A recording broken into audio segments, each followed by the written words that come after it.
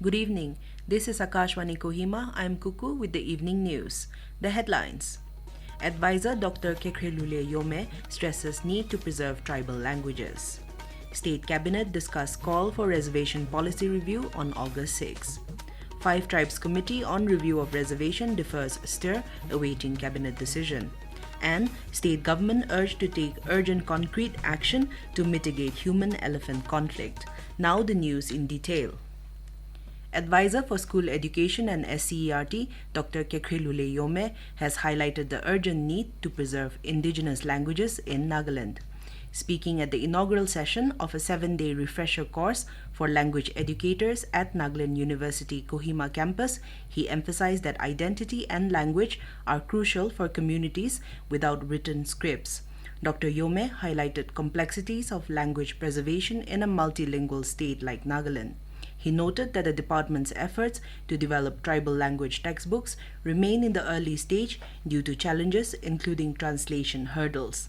He stressed the importance of teaching children in their mother tongue in line with the national education policy, acknowledging that implementation remains difficult. We are also at a crossroad where those who do not develop their language, ultimately, although we speak today, a lot of language will die within ourselves. For us to move out of that endangered languages, I think we are quite safe today. But unless we accelerate our growth, we have a lot to lose.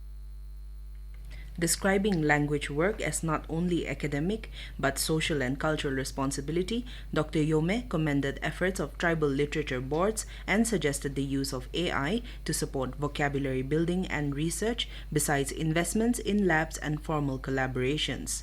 Meanwhile, Commissioner and Secretary, School Education and SCERT, Kevileno Angami, and Principal Director Shashank Singh also reaffirmed the government's commitment to strengthening indigenous language education.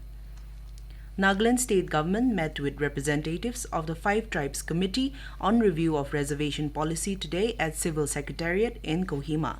The government was represented by newly appointed Chief Secretary Sintiyanger Imchen and other senior officials.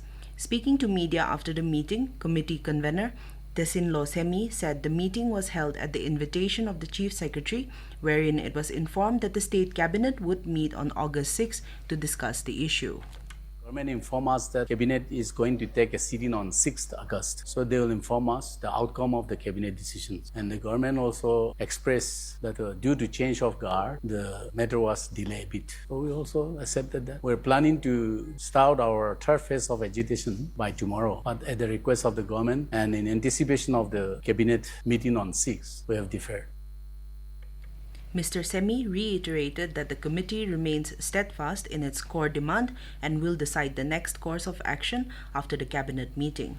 Mr. Semi said the government also assured that the commission to address the issue will be notified within 2 weeks. Lota Hoho has urged the state government to take immediate and concrete action to address the rising threat of human-elephant conflict in the wake of the recent elephant attack that claimed the life of a 72-year-old farmer in New Riphim village, Wokha. In a statement, the Hoho called for urgent deployment of rapid response teams and early warning systems in vulnerable areas. It also emphasized the need for sustainable, community-based strategies to mitigate conflicts. The Hoho also sought ex gratia compensation for the family of the deceased as well as long-term support for the families affected by wildlife conflicts. Highlighting that Wokha district records the highest frequency of human-wildlife conflict in Nagaland, the Hoho urged that the Divisional Forest Office in Doyang be upgraded to a dedicated wildlife range or division. The organization urged the authorities to act with urgency, foresight, and compassion to prevent further tragedies.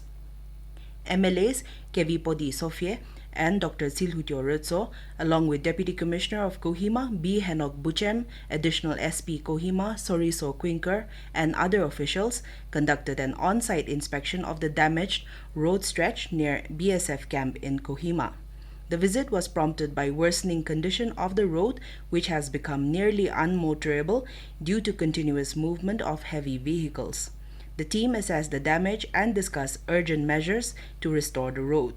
Officials assured that immediate steps will be taken to restore the road and ensure safety for commuters while exploring long-term solutions to prevent further deterioration. This is Akashvani Kohima giving you the news. For quick news updates, follow us on our X handles AIR News Alerts and AIR_Kohima. You can also listen to this news bulletin on News on Air app and YouTube channel AIR News Kohima. Welcome back. You are listening to the evening news. Both houses of the parliament have been adjourned for the day.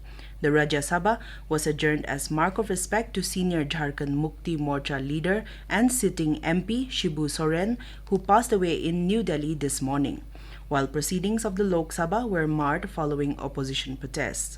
Amid the noisy scene, Union Minister for Labour and Employment Mansukh Mandavia replied to a question related to employment in government sector companies. He said 11 lakh aspirants got jobs in the last 16 months under Rozgar Mela. Parliamentary Affairs Minister Kiren Rijiju expressed displeasure over the protest of opposition MPs, due to which discussions on National Sports Governance Bill 2025 and the National Anti-Doping Amendment Bill 2025 could not proceed. बहुत ही महत्वपूर्ण national sports governance bill और national anti doping amendment bill चर्चा करके पारित करने के लिए समय तय किया और हमने भी अपोजिशन के मांग पर ये दो महत्वपूर्ण बिल को 2 दिन चर्चा करने के लिए सबने माना था। इसके बावजूद आज पूरा देश में खेल और खिलाड़ियों के लिए इतना महत्वपूर्ण बिल लेकर के जब सरकार यहाँ आए हैं, तो भी ये विपक्ष के सारे मेंबर्स इस तरह से हंगामा करके बिल पर चर्चा होने से रोक लगा रहे, ये ठीक नहीं है। In the Rajya Sabha, the members paid tribute to former Jharkhand Chief Minister Shibu Soren. Rajya Sabha Deputy Chairman Harivansh said Mr. Soren played a prominent role in the movement for the rights and upliftment of tribal communities. The House observed silence for a while as a mark of respect to the departed leader. The Ministry of Women and Child Development has extended the special registration drive for the Pradhan Mantri Matru Vandana Yojana PMMVY till the 15th of this month. The PMMVY, a door-to-door awareness cum enrollment campaign led by Anganwadi and Asha workers, aims to reach out to all eligible pregnant and lactating women and ensure their timely registration under the scheme.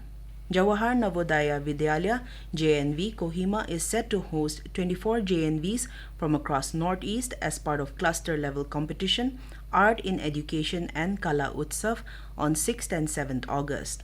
Organized by the Navodaya Vidyalaya Samiti, Regional Office Shillong, the cultural event aims to promote and celebrate the artistic talents of students. And the third day of the 24th Dr. T. Au Inter-District Football Championship 2025 saw more action-packed matches as teams battled for early dominance in the prestigious tournament. Newland delivered a stunning performance, thrashing Shamator 9-0 in a completely one-sided encounter. Dimapur edged past Noklak with a narrow 1-0 victory. Pek also put on a strong show, defeating Kifre 2-1. Meanwhile, defending champions Tuensang continued their title defense with a solid 3-0 win against Zuneboto. To end the news, here are the headlines once again. Advisor Dr. Kekhrielhoulie Yhome stresses need to preserve tribal languages. State Cabinet discussed calls for reservation policy review on August 6th. 5 Tribes Committee on Review of Reservation defers stir, awaiting Cabinet decision. And state government urged to take urgent, concrete action to mitigate human-elephant conflict. That is all we have in this evening news bulletin. We will be back with the morning English news at 7:30 tomorrow. Good night.